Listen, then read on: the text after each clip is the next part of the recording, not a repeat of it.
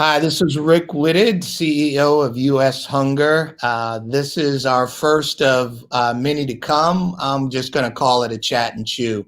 We work with some extraordinary partners at US Hunger that come alongside us. Sometimes they are leading the way, actually, and they're fighting and or addressing hunger and or health issues in some incredibly unique ways.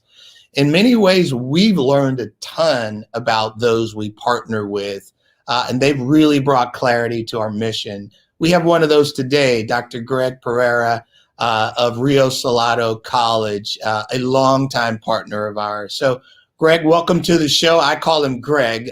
We have been pretty intimate for a while Yeah, now. Greg is perfect. How are you doing, Rick? Doing well, doing well. Thanks for joining me. We're out here kind of together. So let's start, just share a little bit about Rio Salado College. We do a lot of work, and from our first webinar, we may have had some folks who heard that name for the first time when we had Dr. Shelley on, but tell us a little bit about the college. So Rio Salado College is located in Tempe, Arizona. So what's great about this partnership is we pretty much cover the whole country between the two of us.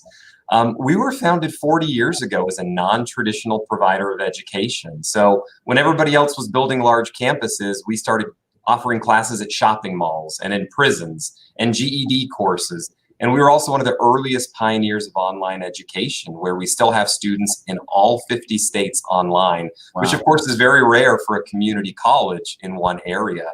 So when the topic of food insecurity came up, we heard so many examples of people opening food banks or doing things on traditional campuses. And of course, that just doesn't work when you have thousands of online students throughout the country, which is what led us to US Hunger and started such a phenomenal relationship. So like I said, Rio's been in existence for over 40 years, all online programs. We have over 135 programs and over 600 online courses. So we are very large and robust in this space. Yeah, let's put some context. How many students across the country? Right around 50,000, depending on the year. So quite a few. Yeah, I love this partnership because when you think about, our platform as a virtual food bank, and one of the largest community college network in the country, you lead that network. I mean, it's just an amazing fit. I mean, you all do virtual education delivery well. We do contactless virtual food delivery well. It's such a great fit. And for those who are joining us, please go ahead and enjoy your food if we interrupted your lunch. But Rio Salado was one of the real early partners, even before my time, of what is now our virtual food pantry, our full cart program. So glad to have you. Let's jump right in it. We only have a few minutes. Biggest misconception about food insecurity and students in college? That's a great question. The biggest misconception is people think it happens every once in a while, and the data tells us it's happening way more than anyone had thought. We talk about words like epidemic, that means something different now due to COVID, but this really is a nationwide epidemic.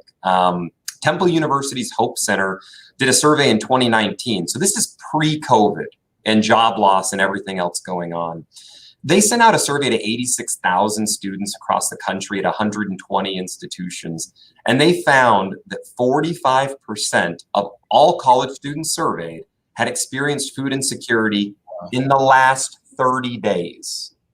They found that over 60% of college students had experienced either food insecurity or housing insecurity in the last year. So we're talking about the majority of college students feeling these effects. And of course, it's much higher at community colleges. It's much higher with first-generation college students, those that come from diverse or lower income backgrounds. Those numbers shoot up even more. So it is a huge misconception that we are talking 3 or 4 people that need help. We have a mass issue in higher education that has to be addressed. Yeah, it's just when I hear that, it's I don't know if I'm sad, mad, frustrated, or what. There's just a wrong image out there of what hunger looks like. And I love how data-driven Rio Salado is. Of course, we're the exact same way. And when we look at the thousands and thousands of stories that we hear every day from applicants who come to us and say, we need help, hunger looks a lot like your neighbor. It's not the sad face. It's someone just maybe caught in a bad season, a tough time. They're trying to get ahead, 2 steps forward, 5 back all of a sudden. And so, yeah, I'm glad you said that, because when you think hunger, most folks don't immediately go to college student or working college student. They go to the sad image on the screen. So I appreciate you sharing that. What's driving that? I don't know if that's too big of a question to answer, but newsflash, everyone listening, we don't have all the answers. We've seen a lot, but not all the answers. What's driving hunger amongst college students? I think it's a convergence of a lot of factors. We have a lot more adults going back to re-career than we have in the past. With online education's emergence, more and more working adults can go back. So you have a lot of single parents. You have a lot of parents who are underemployed. So they have some sort of employment, but it's not quite enough. And then you add the cost of tuition onto that. So that's one population. But then we have systemic issues that really reflect how higher education needs to change. In particular, like in some instances, dorm situations, for-profit education. It gets really dicey. We have a lot of students nationwide who are on meal plans as part of a scholarship because they're low income. And the food services is closed on Sunday. So, what are they supposed to do? You're not allowed to cook in your dorm room. So now you have these systemic issues that sort of put students in this spot where we've created the issue. That's the pride working at a community college. I think that we try and avoid those situations as much as possible and put more resources in. But I can tell you, as a poor college student who attended a 4-year university, I found myself in that exact same situation where when nothing is open on campus, your meal plan does no good. And when you don't have money to go out, you just have to make do or try and find something, or you go hungry. And it's something that has to be addressed. Yeah, you know what I like about what you're saying, Greg? What's incredible is this picture you're painting.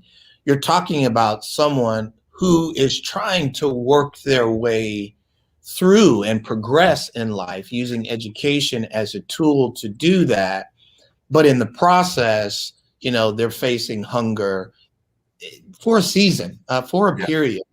And need help. And I think about when we see the literally, nearly 70,000 stories of how they're impacted. Hunger and food is usually not the driving piece. It's some other systemic access or equity issue.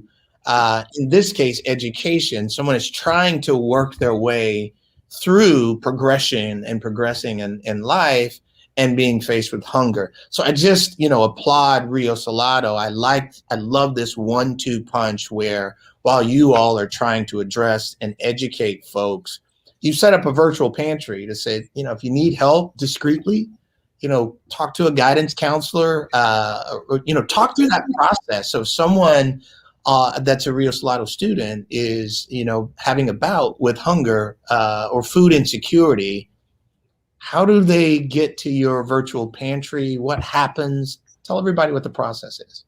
Yeah, well, virtual pantry is just one virtual service that we provide. Because again, you're absolutely right, Rick. It's never just hunger. That's typically a symptom of something else. Yeah. And so what we set up is really unique. We have virtual counselors who can work with students anywhere in the country. So students make contact with them, or we make contact with the student, like on a faculty recommendation or something like that.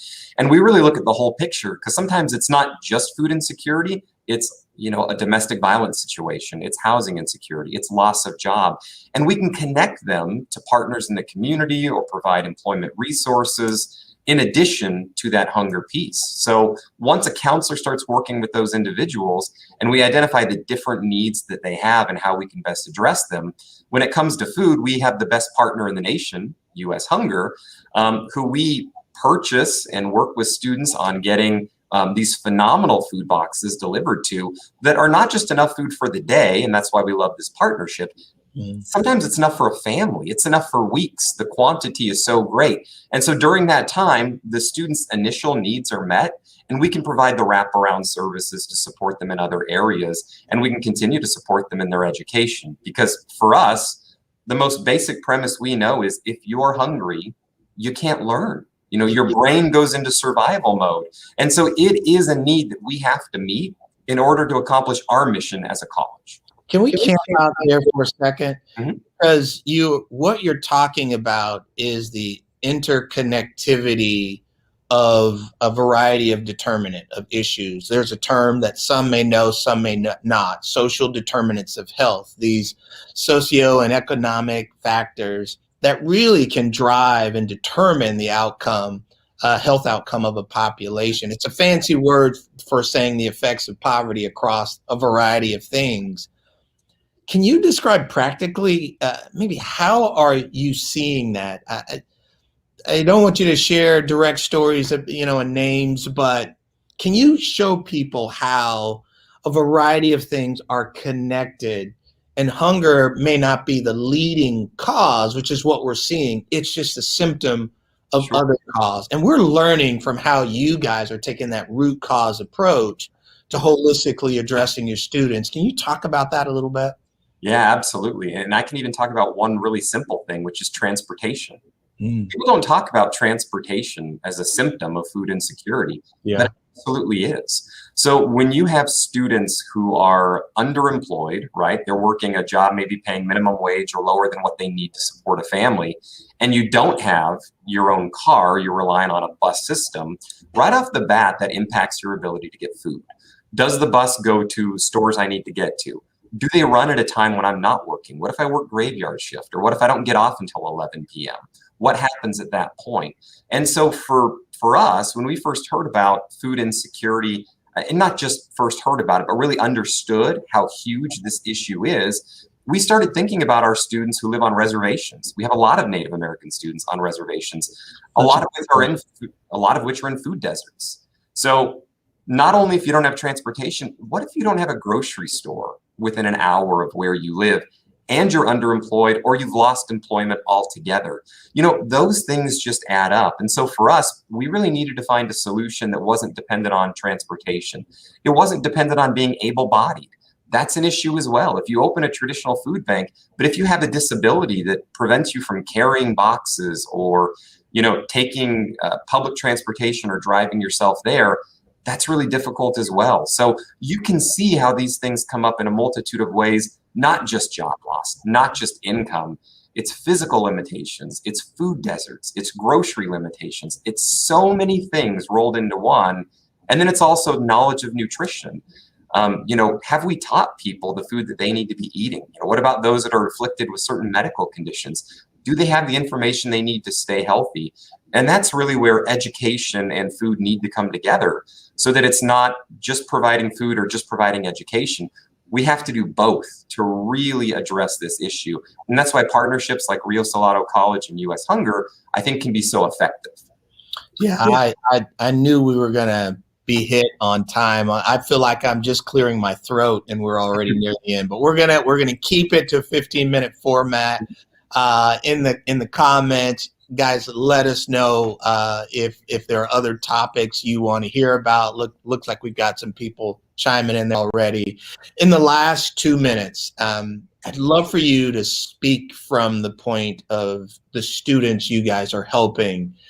Because if I were to put up a commercial and you saw a young, aspiring young woman or young man in college, really on the right path, you would not use that picture for hunger or any of the other access or equity issues that are out there.